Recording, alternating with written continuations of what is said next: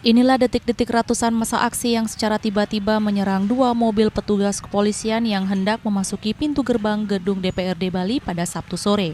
Secara membabi buta, pendemo menyerang mobil petugas menggunakan tongkat serta melempari dengan benda keras. Pengendara mobil juga seorang anggota polisi tampak berusaha menghindari amukan massa, namun sangat disayangkan malah terkena lemparan dari massa aksi yang semakin anarkis. Melihat kondisi tersebut, beberapa warga berusaha mengevakuasi petugas yang terluka di bagian kepala dan dilarikan ke rumah sakit terdekat.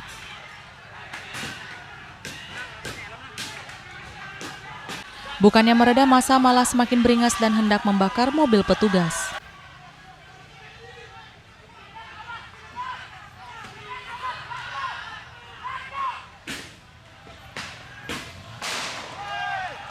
Di sisi lain, beberapa massa aksi juga terlihat mengambil peralatan pengamanan polisi di bagian belakang mobil seperti tameng, pelindung kepala, dan juga pentungan.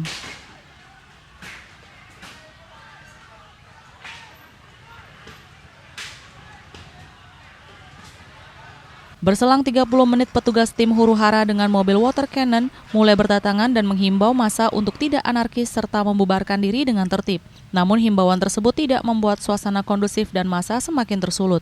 Ketegangan antara petugas dan kepolisian pun kembali memuncak hingga memaksa petugas melontarkan gas air mata dan water cannon.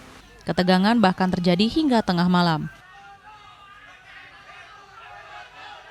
Petugas juga terlihat mengamankan sejumlah pendemo yang diduga terlibat aksi kerusuhan.